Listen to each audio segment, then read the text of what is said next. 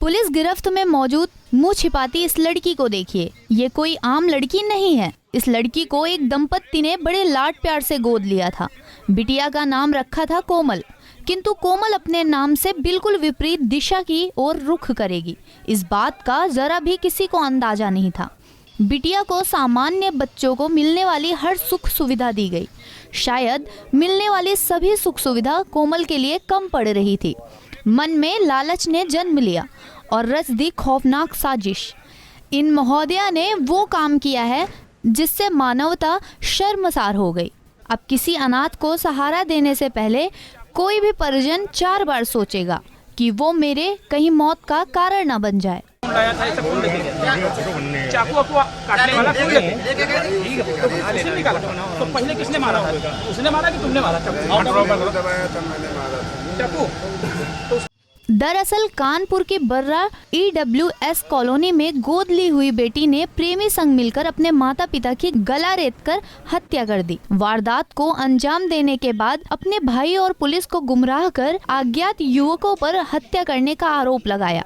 Police ने साक्ष्यों के आधार पर उसको हिरासत में लेकर जब पूछताछ की तो उसने सारा सच उगल दिया। पुलिस का दावा है कि प्रॉपर्टी हथियाने के लिए माता पिता की हत्या की गई।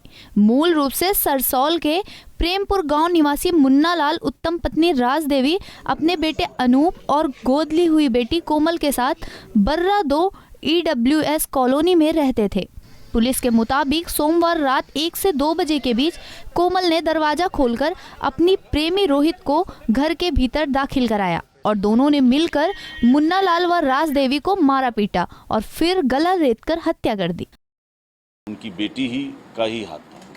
मुख्य रूप से जो निकल कर आया उसके अंदर कि उसने अपने जो उसका एक प्रेमी था रोहित उत्तम, उसको उसने बुलवाया था और इससे पहले जो आया था उससे पहले उसने जूस के अंदर कुछ नशीला पदार्थ मिलाकर अपने भाई को और अपने माता पिता को दे दिया था, तो दोनों बेहोश थे। जब दोनों बेहोश हो गए उसके पश्चात उसने उसको दरवाज़ा खोल के बुला लिया और धारदार हथियार से दोनों की हत्या कर दी। जो लड़का था वो ऊपर छत पे सोया हुआ था। इनिशियली इन लोगों की जो तफ्तीश में आया कि इनकी प्लानिंग थी कि शायद लड़के की भी हत्या कर दे, लेकिन चूंकि बगल की छत जो जुड़ी हुई थी वहाँ पे 3-4 लोग सोए हुए थे, तो ये उन्होंने इस विचार को त्याग दिया और उसको जो नशीला पदार्थ था तो उसके अंदर और नशीला पदार्थ देने की कोशिश की गई जिससे कि वो उससे जाता। उसमें 2-3 पहलू इसको करने का प्रयास किया गया।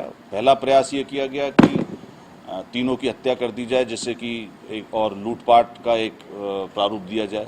दूसरा, जब ये नहीं हुआ तो हमने उसकी जो मोबाइल और वो चीज़ को चेक किया तो उसके अंदर ये भी निकल कर आया कि लड़की ने एक व्हाट्सएप बनाया हुआ था जिसके अंदर ये उसने स्पष्ट लिखा हुआ था कि उसके मतलब वो माता पिता की तरफ से कि वो आत्महत्या कर रहे हैं क्योंकि उनका लड़के से विवाद हो गया।